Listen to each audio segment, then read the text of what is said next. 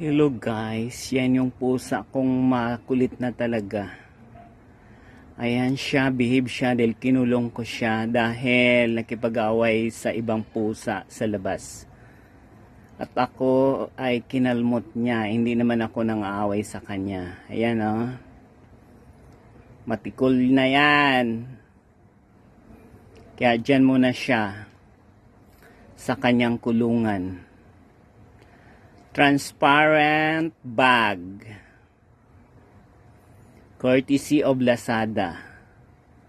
Ayan o, malaki na siya. Ayan guys, oh, malaki na yan. Nagmamaldito yung pusa na yan, oh. Ayan. Ayan na yan, oh. Mamaya pakawalan ko na yan. Nagmamaldito na yan siya.